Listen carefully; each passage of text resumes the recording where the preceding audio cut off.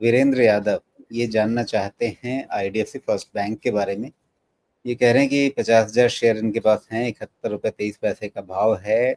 वो भी इन्होंने थोड़ा सा एवरेजिंग किया है।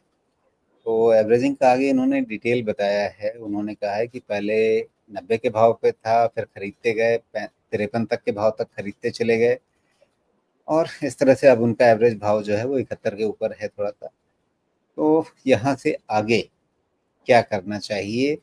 अब ये कह रहे हैं कि मतलब एक डाउनवर्ड ट्रेंडिंग स्टॉक में इनको नहीं करना चाहिए था, लेकिन कर लिया, गलती की। अब ये सीख रहे हैं। इस पूरी एक्सरसाइज का लेसन क्या है? लेसन तो यही है कि फंडामेंटल समझ के काम करना चाहिए। जब पता है कि माइक्रो फाइनेंस में इतना हिट लग रहा था, तो जब तक वो इश्यूज रिजॉल्व नहीं हो जाए तब तक तो खरीदने का कोई मतलब नहीं बनता है ना। क्योंकि आप सोच के ये खरीदते जाएंगे कि प्राइस नीचे गिर रहा है तो स्टॉक सस्ता हो रहा है, अगर अर्निंग्स गिर रहे हैं तो स्टॉक एक्चुअली वैल्यूएशन के चक्कर में महंगा ही हो रहा होगा ना। लेकिन यहाँ पे आईडीएफसी फर्स्ट बैंक और मोस्टली माइक्रो फाइनेंस कंपनी, जो कि हमेशा जिसका माइक्रो फाइनेंस में एक्सपोजर ज़्यादा होता है, हाँ, जिनका ज़्यादा एक्सपोजर होता है, तो उसमें यही कह सकते हैं कि मतलब जो भी आप समझें कि अनसिक्योर्ड क्रेडिट, माइक्रो फाइनेंस ऐसे नहीं समझें, मतलब जिनका अनसिक्योर्ड क्रेडिट में ज़्यादा एक्सपोजर होता है, वहाँ पे एनपीएस का इशू आता है। और किसी भी लेंडर के लिए लेंडर की क्वालिटी जज की जाती है उसके नॉन परफॉर्मिंग एसेट से।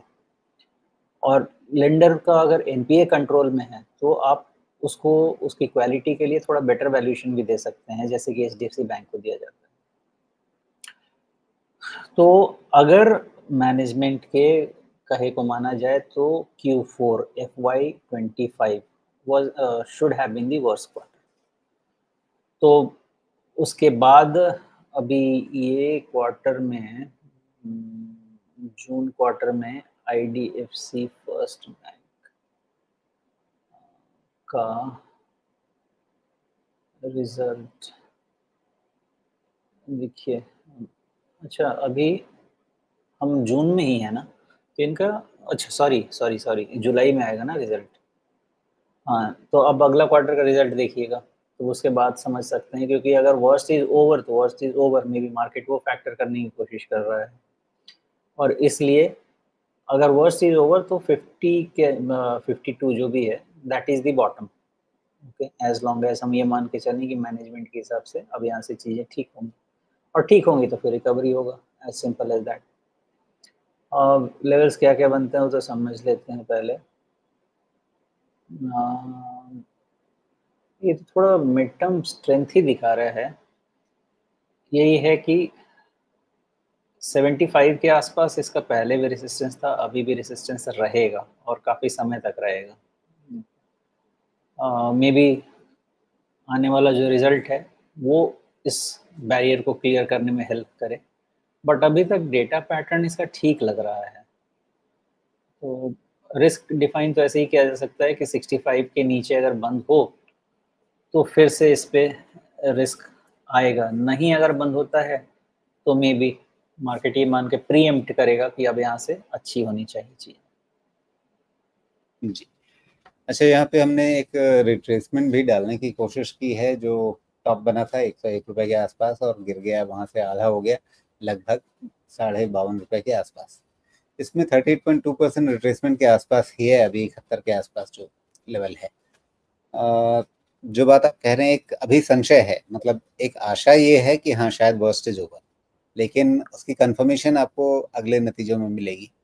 तो क्या उस बात को देखते हुए यहाँ पर ये 38.2% रिट्रेसमेंट भी जो टेक्निकल लेवल है इम्पॉर्टेंट, यहाँ पे थोड़ा सा ये समय बिता सकता है, गुजार सकता है, और थोड़ा सा अगर ये धैर्य रखें, क्योंकि एक स्ट्रेटजी इन्होंने अपनाई जिसको एक तरह से आप देखें तो काम करती हुई दिखी है वो स्ट्रेटजी, कि आप खरीदते गए खरीदते गए खरीदते गए, क्योंकि आपने 90 से खरीदना शुरू किया और नीचे आप 53 तक खरीदते गए। तो अब 53 का लेवल जो है, अगर मान लीजिए पहले इन्होंने गलती नहीं की थी, 53 पे जो खरीदारी है वो तो बहुत अच्छी बैठी, अगर आप उस हिसाब से देखें तो। हालांकि आपकी थ्योरी के हिसाब से जब तक चाल पलटे नहीं, रिकवरी होती हुई दिखे नहीं, फंडामेंटल सुधरे नहीं, तब तक नहीं करना चाहिए। थ्योरी यही कहती है। लेकिन आज की तारीख में वो मतलब जो 90 पर गलती कर ली थी उन्होंने, उसको रेक्टिफाई करने के लिए एक कन्विक्शन इन्होंने रखा कि ठीक है, कुछ भी होगा देर सवेर बैंक अपने आप को संभाल लेगा। उस कन्विक्शन के दम पे अगर ये 90 से 52-53 तक खरीदते चले गए, तो कहीं ना कहीं हो सकता है कि 2 साल बाद लगे कि हाँ चलो ठीक ही किया था। एक्चुअली देखिए, इन हाइंडसाइट देखा जाए तो इनका डिसीजन गलत नहीं था, क्योंकि वहाँ पे 53 के आसपास, 50 जो भी है उसके आसपास आप देखेंगे ना, तो मेरा अंदाजा ये है कि अभी कितना है, अभी करीब करीब 70-71। नहीं, मैं प्राइस टू बुक वैल्यू देखना चाह रहा हूँ। 1.36, sorry 1.36, so 0.36 divided by 1.36, which is 1.36 divided by 1.36, करीब करीब 25% है ना। तो 70 माइनस 25%, ठीक है, 70 माइनस 25%, 52। तो देखिए 52, 50 के प्राइस के आसपास नहीं है, one time price to book बैठ रहा है। आईडीएफसी फर्स्ट जैसा बैंक अगर one time price to book पे मिल रहा है और कह रहा है कि watch is going to be over, get over, तो रिस्क जो ले सकता है उसके लिए वहां पे ऐड करना was not a bad deal. Okay, तो हम ऐड एवरेज कब करते हैं, जब हमको वैल्यूएशंस थोड़े समझ में आ जाएं या डायरेक्शन समझ में आ जाए। तो प्राइम लीग का बैंक है, 50,000 करोड़ का मार्केट कैप है, तो one time price to book पे it was not a bad decision to add. लेकिन वो रिस्क हो सकता था क्या? बिल्कुल हो सकता था, अगर अनसिक्योर्ड बुक नहीं संभलते वहां से। तो अगर मेथड के हिसाब से देखा जाए तो 50 पे ऐड करना was not a bad idea, but risk question high था, यस, हाई रिस्क बेट जरूर था। वैसे देख